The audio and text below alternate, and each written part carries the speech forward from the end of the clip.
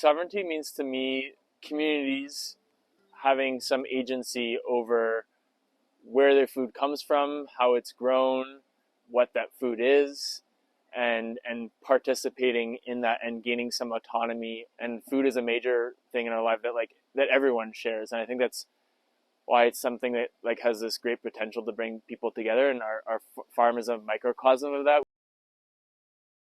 So food sovereignty is a very important topic.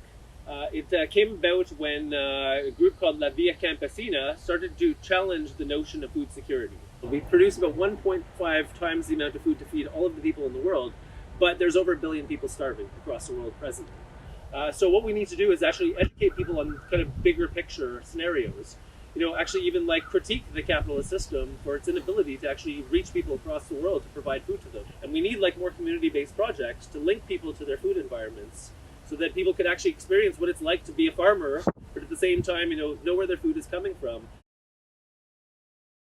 In my mind, a lot of the issues with farming in Canada right now is so many people who want to get into agriculture but can't economically, don't have access to land.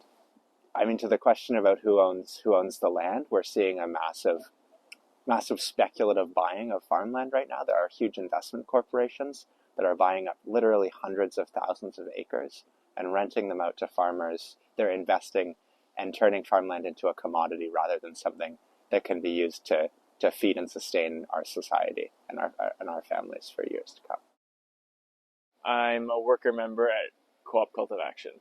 So it's my job, I'm paid for it, as well as because it's a cooperative structure, I'm involved in the decision-making processes in the co-op. I think at Concordia, there's already a pretty awesome history of food sovereignty movements and food autonomy movements. Coop CultivAction is stepping into that ecosystem and trying to continue that history of this sort of really active food politics scene at Concordia. CultivAction got started super quickly in the spring of 2022. This large piece of land at Loyola kind of opened up, and the teacher Eric Chevrier and Caleb seized the opportunity, and it's been one of the greatest things that's happened to me. There's a lack of knowing how to produce things materially in a way that doesn't exploit the land, that doesn't exploit other people. Again, what we're trying to do here is be a model of what is possible. And we've had hundreds and hundreds of people come by. All of these people see something and take something away and hopefully bring that back to their communities. So the more challenging things with CultivAction was really to kind of find space and to find resources. As you can see in the farm here, we don't need much infrastructure. We basically need money for labor. That's been a challenge. I know that a lot of people love to volunteer with CultivAction. There's a lot of benefits that come from volunteering. So it's not just about labor, it's actually about forming community. I have 2 black thumbs. I've killed every houseplant I've ever had the past 10 years, so I was very afraid of coming here. And you know what? Harvesting is not that scary. So I showed up on my first day, and everyone was so nice. Everyone is so nice, so I came back.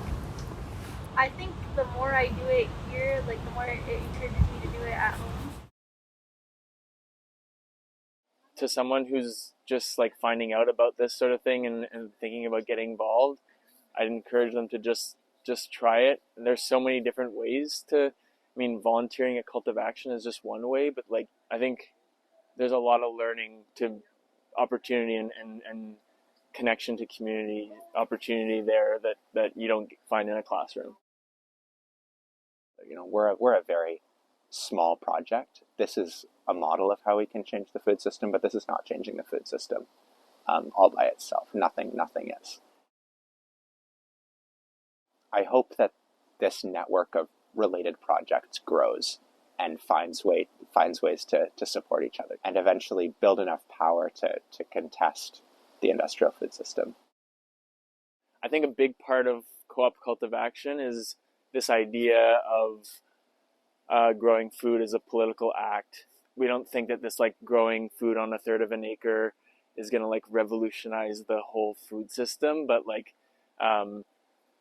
showing people that you can do this and reconnecting people to their food, and building sort of networks of solidarity amongst the different collective projects.